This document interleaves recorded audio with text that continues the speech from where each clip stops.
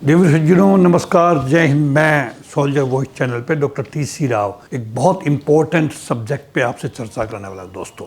उपराष्ट्रपति का चुनाव बहुत नजदीक है, जैसा आपको पता भी है दोस्तों। अब मैं पूर्व सैनिकों के लिए ऐसे मुद्दे भारत सरकार तक पहुंचाता रहता हूं, अपना विनम्र निवेदन करता रहता हूं कि भारत सरकार गौर करे, पूर्व सैनिकों को मान सम्मान दे, और सरकार देती भी आ रही है दोस्तों। अब समय है उपराष्ट्रपति के पद के लिए, उपराष्ट्रपति के पद के लिए एक पूर्व सैनिक का चुनाव जिताना। दोस्तों, भारत जैसे विशाल लोकतंत्र में क्या आपने कभी सोचा है कि अब तक किसी भी राजनीतिक दल ने राष्ट्रपति या उपराष्ट्रपति पद के लिए पूर्व सैनिक का नाम क्यों नहीं सुझाया? दोस्तों, दुनिया के कई देशों में राष्ट्रपति, उपराष्ट्रपति, प्रधानमंत्री और रक्षा मंत्री के पदों पर पूर्व सैनिकों को जिम्मेदारी दी गई है पहले।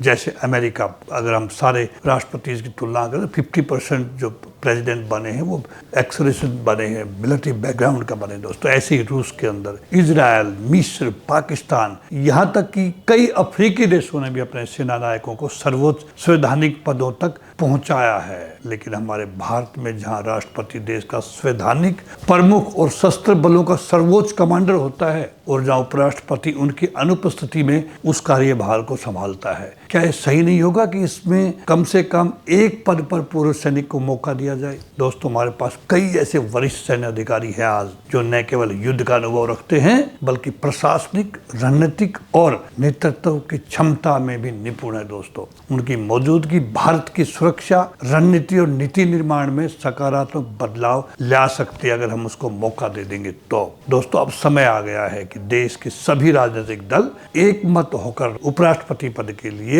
किसी योग्य पूर्व सैनिक का नाम आगे बढ़ाएं दोस्तों। ये कदम रक्षा बलों के मनोबल को ऊंचाई देगा और देश को एक सशक्त संदेश देगा। आज ऐसा माहौल है दोस्तों, दोनों तरफ से हम दुश्मनों से घिरे हुए हैं। हाल ही में अमेरिका ने कैसे हमारे ऊपर टैरिफ लगाया है, डिक्टेट करना चाह रहे हो, पाकिस्तान की मदद कर रहे हैं जो हमारा दुश्मन देश है, जिसमें उग्रवाद पनपता है, उग्रवाद एक्सपोर्ट होता है जहां से। उनके कन्फेशन होने के बाद में भी अमेरिका ने जो कदम उठाए हैं वो कदम ठीक नहीं है दोस्तों। उधर हमारा पड़ोसी चाइना वाले भी आपने देखा गलवान घाटी में कैसे, उससे पहले कितने केसेस हो चुके हैं, जो वो लोग हमें उंगली दिखाते हैं, जो आंखें दिखाते हैं दोस्तों। जो देश की रक्षा करते हैं वो देश का नेतृत्व भी कर सकते हैं दोस्तों। सैनिक के अंदर ये काबिलियत होती है। हम आग्रह करते हैं सभी राजनीतिक दलों से, राष्ट्रीय हित में, सैनिकों के सम्मान में कम से कम एक उपराष्ट्रपति का पद एक पूर्व सैनिक को दीजिए। राष्ट्र के प्रति उनके समर्पण का सही सम्मान होगा दोस्तों। सेना सिर्फ सीमा की रक्षा नहीं करती, वो संविधान, संस्कृति और संकल्प की भी रक्षा करती है दोस्तों। अब उन्हें एक नया दायित्व दीजिए राष्ट्रीय नेतृत्व का।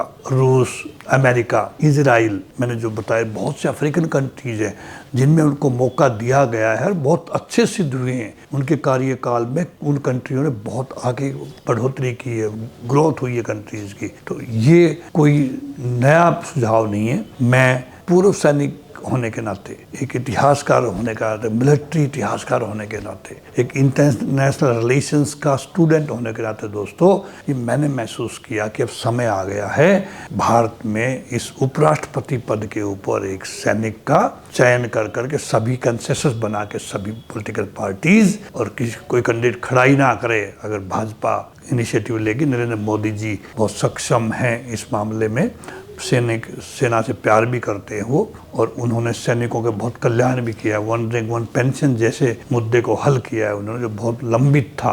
तो दोस्तों, ये भी उनके लिए कोई मुश्किल नहीं है। मैं हाथ जोड़ के प्रार्थना करता हूँ भारत सरकार से, सभी पॉलिटिकल पार्टीज से, अपोजिशन पार्टी से, कि वो उपराष्ट्रपति पद के लिए एक पूर्व सैनिक का नाम आगे बढ़ाएं दोस्तों।